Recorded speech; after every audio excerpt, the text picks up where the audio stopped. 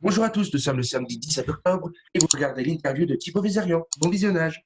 Tout de suite, nous accueillons Thibaut Vézérian. Bonjour Thibaut. Salut. Comment Ça vas-tu? va? Oui, Ouais, toi. très bien. Parfait, merci. Je te présente mon équipe, Virgile et Fredo. Virgile, tu dois le connaître, il était à l'affiche de la semaine à l'époque. Ah bah super, ouais, en effet, on a dû se croiser à ce moment-là. Salut Thibaut, comment allez-vous? Salut. Bah super bien, merci, ouais. Merci de me recevoir. Ah bah, Colle bien. c'est gentil à toi de répondre à nos questions. Avec plaisir. Donc on va commencer. Donc, moi j'avais une question. Comment tu as été recruté sur l'équipe TV?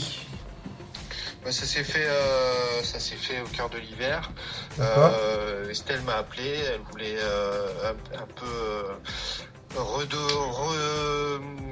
comment dire, pas rebooster, mais apporter des nouveautés en tout cas à son émission qui marchait déjà très bien. Donc il faut toujours se renouveler et donc elle m'a fait cette proposition. Puis il y a eu le Covid, le confinement, donc c'est un petit peu ça aurait pu remettre les choses en perspective, ça aurait pu changer les choses, mais j'avais déjà donné mon accord et puis c'était une nouvelle aventure qui me plaisait beaucoup. J'avais envie de découvrir ces choses, cet univers-là aussi. C'est sympa de chaque année se mettre en danger aussi, changer d'univers, changer de voir un peu d'autres façons de travailler. Donc ça s'est fait comme ça. C'est Estelle qui m'a appelé et comme on avait déjà travaillé ensemble un peu plus d'un an et demi. On s'entend bien, et bien, c'est toujours bien de pouvoir travailler en confiance. D'accord. D'accord. Et pourquoi tu as quitté le groupe TF1? À l'époque, j'ai quitté le groupe TF1 parce que ça faisait 9 ans que j'étais en CDI là-bas, que tout se passait bien, que j'aurais pu rester 40 ans. Ah oui, d'accord. et que en fait tous les ans j'avais des nouvelles choses. Je traitais beaucoup de l'actu vue du web. J'étais sur LCI tous les jours, à l'antenne, en quotidienne. On m'avait confié une interview par semaine et tout allait très bien. Mais quand on m'a proposé d'aller sur C8, c'était ça à la base. Je me suis dit que c'était peut-être le moment aussi de me mettre à mon compte, d'ouvrir ma société, d'avoir plus de liberté aussi, parce que quand on est salarié d'une société, on est souvent pris par ses obligations envers la société, c'est bien logique. Là, du coup, en prenant mon indépendance, je pouvais voir d'autres façons de travailler. Ça m'a permis d'animer, ça m'a permis d'être sur YouTube, ça m'a permis de faire des podcasts audio, ça m'a permis de voir différentes façons de travailler sur plusieurs chaînes, donc de grandir, donc de m'améliorer. D'accord. Et c'est vrai que en restant sur la même chaîne, je me serais moins mis en danger, mais j'aurais connu bien moins de choses. Et je pense que ça fait partie des trucs importants, c'est de rencontrer des gens, ça fait partie du métier, de faire des rencontres et d'apprendre les autres. Donc voilà comment ça s'est fait. Mais quand je suis parti, TF1 m'a dit tu reviens quand tu veux. Ah oui, d'accord. Donc la porte n'était pas fermée, quoi. Ah non, pas du tout, j'ai démissionné, c'est fait très vite parce que Touche pas à mon sport s'est créé très rapidement en quelques semaines et voilà, ils ont compris. J'avais à l'époque, j'avais 25-26 ans et ils étaient tout à fait ravis pour moi aussi, donc c'est pour ça qu'ils m'ont dit ça d'ailleurs chaleureusement. Après, vous savez, dans une société, les gens disent des choses et le temps passe et les gens passent et je suis pas sûr que si je reviens en 2020 en tapant à la porte, bien sûr, vous me reprenez et ils me reprendraient. C'est pas non, mais en plus c'est pas le problème. Mais voilà, mais non, tout s'est très très très bien passé, très fluide et super expérience que je ne renierai pour rien au monde. D'accord. Et la matinale, qu'est-ce qui vous a donné envie d'aller dans la matinale de CNews? La matinale s'est fait naturellement en fait après pendant que j'étais sur C8, Pascal Pro est venu me chercher pour me demander de co-animer avec lui 20h foot. D'accord. Donc j'ai co-animé 20h foot, j'ai fait les pages les JT sport du soir, etc. J'ai essayé d'apporter une note nouvelle à ces tranches-là avec des images vues du web, des petites vidéos en plus, des petites infos en plus, un peu de sourire aussi parce que le sport il faut quand même remettre ça dans le contexte il faut essayer d'apporter du plaisir à travers les images sport. Donc sur une chaîne info, c'est souvent parfois anxiogène, j'essaye d'apporter des sourires. Donc voyant ça, Romain Desarbres et l'équipe Clélie Mathias et l'équipe de la matinale à l'époque s'est dit ça te dirait pas de faire le tour du cadran et au lieu de faire le soir, faire le matin avec nous pour apporter un peu de peps, dynamisme, etc. Et donc ça fait 4 ans que en effet du coup j'ai rejoint l'équipe de la matinale de CNews et puis ça n'a pas arrêté de monter, donc ça fait plaisir d'être avec une équipe qui réussit, donc très chouette. Mais ça s'est fait naturellement, donc j'ai basculé de 20h foot et puis en plus 20h foot s'est arrêté petit à petit derrière ça, donc j'ai plutôt bien fait et donc le basculement s'est fait normalement. Ok, à toi Fredo. Est-ce que c'est que de la télé vous manque ? L'équipe était hors norme, l'équipe était magique, menée par Valérie, par le producteur Nourdine. C'est avec que des copains, copines. C'est très dur. C'est comme une équipe de sport et comme je suis dans le sport, je fais le parallèle. Comme une équipe de foot, c'est très dur de mettre des gens ensemble, de transférer des gens, de recruter des gens. Moi, ils m'ont fait venir comme ça de nulle part, dans c'est que de la télé. Et elle arrivait que tout le monde s'entende bien, que ça marche bien, que tout le monde sourit ensemble, que les gens se vannent très vite sans arrière-pensée, que on puisse traiter de sujets de fond très graves, très durs, mais tout en le faisant en bande, en équipe. C'est très dur à mettre en place et en plus de connaître des audiences à ce niveau-là, ça a été phénoménal. C'était une des émissions rentables de C8, c'est génial. Ça a été vraiment un raz-de-marée, c'est que de la télé. Ça a été vraiment génial de pouvoir faire partie de cette équipe parce que on en gardera, je crois, tous en plus que des bons souvenirs. Donc ça a été bienveillance, info, divertissement, des audiences top comme je le dis. Donc ouais, non, grand souvenir et vraiment fier d'avoir participé à cette émission, à ce créneau-là. C'est très chouette. Pourquoi vous avez quitté Balance ton poste ? Balance ton poste, en fait, je sais même pas si j'ai fait partie de l'émission, mais moi, pour vous raconter comment ça s'est passé, c'est au cours de l'été, comme il le fait souvent avec beaucoup de gens, Cyril m'a envoyé un message. Je veux que tu fasses partie de cette équipe. Donc, je lui ai demandé ce que c'était comme émission. Tu verras, t'inquiète pas, ça va être génial. M'a-t-il répondu, et du coup, je me suis dit bon, il y a toujours des très bonnes idées. Un talk show d'actu, je sais faire. J'en ai même mené à LCI, à CNews, etc. Je connais, donc pourquoi pas apporter quelque chose. Et puis on a fait une première émission pilote enregistrée où tout le monde intervenait rapidement, il y avait beaucoup de chroniqueurs. Et il m'a dit t'es intéressant, je te conserve, t'apportes des trucs. Et puis avant la première, dans la semaine, il m'a dit faut que tu fasses une chronique. Donc je leur ai dit pas de problème, on peut faire une chronique d'actu. On va mettre ça en place. Et puis la première arrivant très vite, finalement ils me disent non mais il faudrait essayer de faire sourire les gens. Donc là j'aurais dit dans une émission d'actu société qui n'était pas encore à ce point politique, et à ce point c'était pas l'émission d'aujourd'hui, c'est ça que je veux dire aussi, je vais remettre dans le contexte. Balance ton poste, c'était d'abord une ébauche et c'est pas aujourd'hui l'émission de société qu'on voit. D'abord c'était plus une émission magazine qui voulait chercher sa place et voir comment on allait créer une équipe. Et donc il y avait des gens que je connaissais comme Doc Gynéco, il y avait Bernard Laporte, etc. Donc eux ils accueillent super, l'équipe allait se mettre en place et ils me disent de faire une chronique. Et finalement entre la production et ce qu'on me demandait, il y en a qui voulaient faire absolument un truc super drôle. Moi je leur disais que ça allait pas trop rentrer dans l'esprit de l'émission.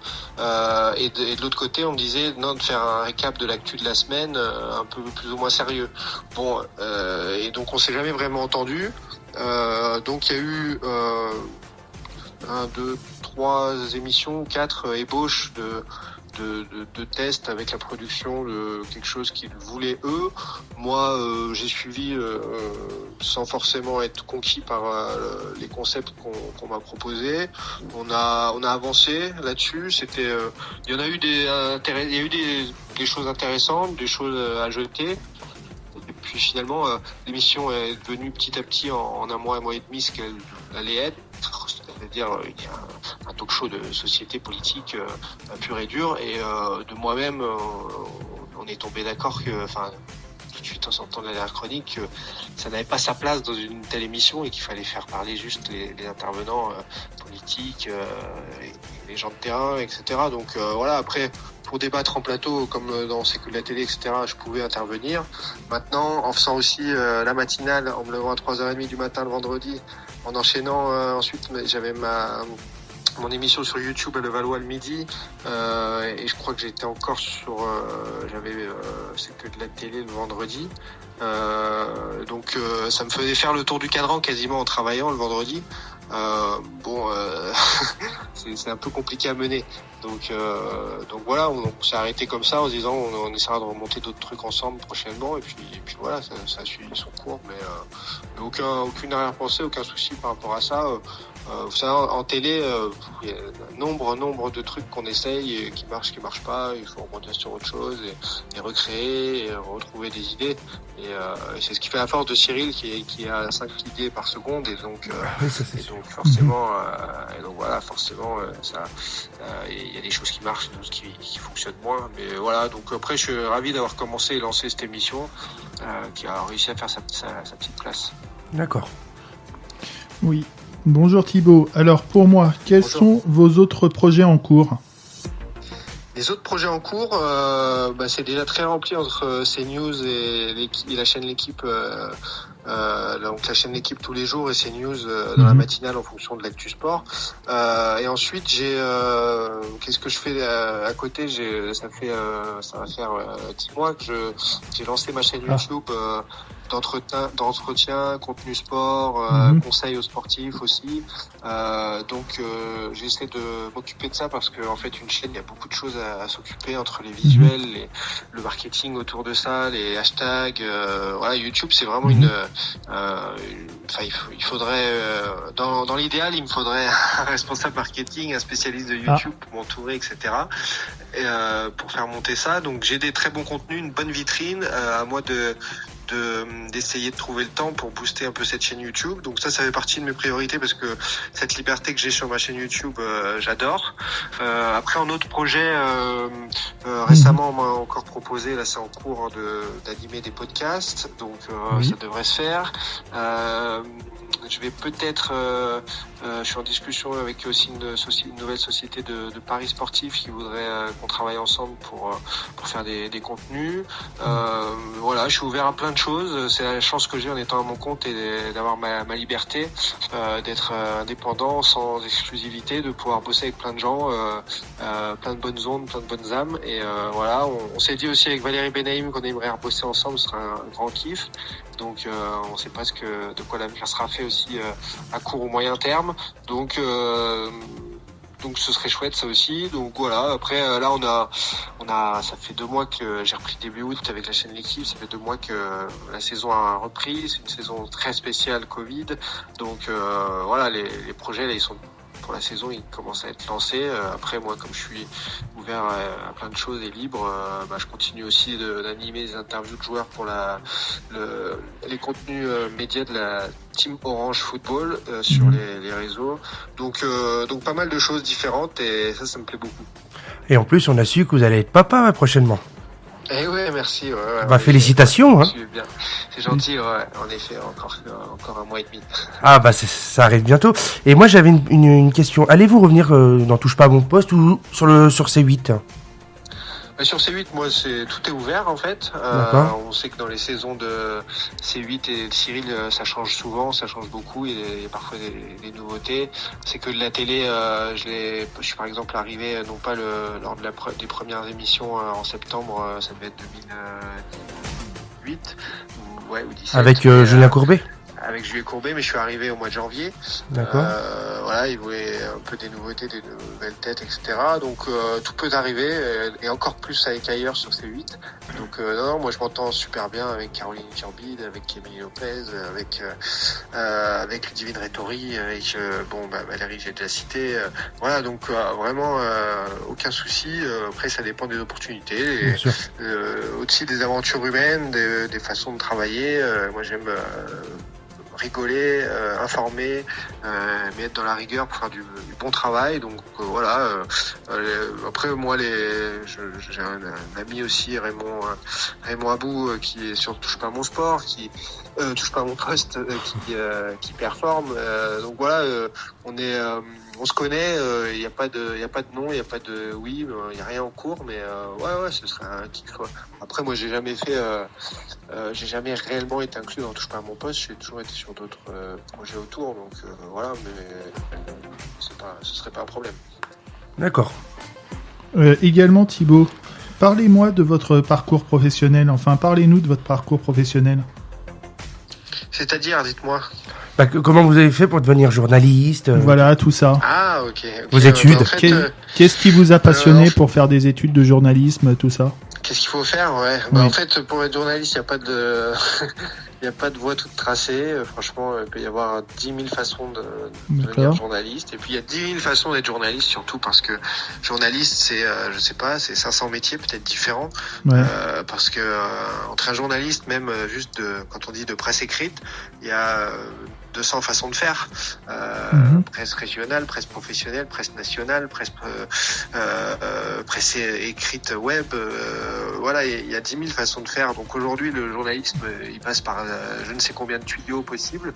Oui, il y a plusieurs casquettes. Oui. Voilà, ça permet qu'il y ait plus de gens. Là, ce matin, j'étais à CNews, en régie aussi, il y a des journalistes, les gens s'en rendent pas compte. Enfin, voilà, il y a plein de choses, plein de façons d'être dans ce métier-là, qui est un peu trop vaste, large et un peu fourre-tout d'ailleurs. Donc moi, c'est simple, je jouais au foot, j'étais en sport-études, j'ai vraiment presque 2 entraînements par jour. J'étais sur la voie du sport à haute intensité, on va dire. Et puis à l'âge de 18 ans, quand je jouais à l'époque, on était en 4e, 5e division en football, c'était CFA, CFA2. J'avais le journaliste de presse locale, La Montagne, donc en Auvergne, là où je jouais, qui parlait souvent de journalisme, moi j'adorais ça, j'adorais le contact humain, qui discutait souvent avec moi, qui m'avait dit mais cet été, pendant ta trêve, nous on cherche des pigistes qui peuvent nous donner un coup de main le week-end, le soir, les dimanches, etc. Et j'ai dit ouais, à fond, moi ça me dirait. Donc j'étais payé à l'article, j'ai commencé comme ça l'été, et puis ils m'ont dit de revenir le soir et le week-end pendant mes études. Et donc très vite j'ai dit oui, ça m'intéressait beaucoup. Et pendant 4 ans, pendant mes études, j'ai fait ça pendant 4 ans, et donc j'ai délaissé petit à petit le foot, parce que c'était plus possible de tout faire, de me lever, bosser le dimanche matin, de jouer le samedi soir ou le dimanche après-midi, etc. Et donc ça m'a pris de passion, donc d'abord en presse écrite. À côté de ça, moi, j'ai toujours aimé l'économie, le business, on va dire, et le monde de l'entreprise. Donc, je me suis dit que de nos jours, il fallait se mettre à son compte. Et donc, j'avais commencé des études de GEA et de gestion d'entreprise. J'ai fait une licence de management en gestion d'entreprise, mais tout en étant donc journaliste de presse écrite, en parallèle de mes études, et puis ça me finançait un peu mes études. Et finalement, arrivé en licence, voilà, pour être clair, ils m'ont dit mais t'es tellement journaliste déjà, tu verras bien le côté entreprise plus tard. Et donc j'ai fait un master de journalisme à Paris. LCI a cherché ensuite un stagiaire en urgence suite à un départ. J'ai postulé, le lendemain ils m'ont convoqué, le surlendemain je commençais. Ah oui, ça a été rapide. Ouais, c'était un besoin très très rapide. C'était Jean-Claude Dacier, le patron d'LCI à l'époque. Ils m'ont fait démarrer, je me suis formé tout seul en quelques heures en montage. J'ai foncé, j'ai essayé de tout comprendre, tout connaître très vite à la télé où j'avais pas d'expérience. Et puis ils m'ont donné ma chance petit à petit à travers les années. Comme je l'ai dit au début, je suis resté 9 ans. CDI là-bas, au top, quoi. Et donc je leur ai créé les contenus, je leur ai fait le premier zapping de vidéos du web, c'était Zapnet. On a monté LCI est à vous, l'émission d'actu du web. On a invité les premiers youtubeurs, influenceurs à faire de la télé, à faire leur première télé, ils étaient tout timides. On a tout défriché avec ça, on a été premiers sur les infos grâce aux réseaux sociaux qui naissaient, Twitter 2009, etc. Et donc je me suis éclaté à faire ça, à découvrir ce monde, et ça m'a fait vachement apprendre, grandir, et voilà. Et après j'ai fait mon chemin, et jusqu'à ce que j'ai raconté avant. Mais donc voilà, et moi c'est une voie particulière. Il y en a qui vont faire des écoles type, avoir une formation typique et rentrer facilement aussi dans des entreprises et être salariés, d'autres qui vont devenir producteurs, d'autres qui veulent être juste derrière la caméra et filmer, ou d'autres monter. Voilà, chacun après son parcours, ses envies. Après, je pense qu'il faut être rigoureux, flexible à outrance, pas être omnibulé par la gloire ou l'argent, parce que c'est pas vraiment la majorité des journalistes. Et c'est ironique ce que je dis, parce que voilà, c'est par rapport aux heures que les journalistes font, c'est pas un métier bien payé, donc c'est vraiment une passion qu'il faut avoir en soi. Et voilà ce que je peux dire par rapport à ça. Bah, merci Thibaut d'avoir répondu à nos questions. Merci beaucoup Thibaut pour votre intervention. Écoutez, Et puis on vous souhaite bon courage pour la suite, et surtout, dans un mois vous êtes papa, donc félicitations encore. Et heureux, très papa, gentil de votre voilà. part. Bah, merci Ouais. beaucoup Thibaut, je vous souhaite une bonne journée, puis à bientôt alors. Merci, à la prochaine, bonne continuation. Merci, Merci à vous, au au revoir. revoir. Au revoir.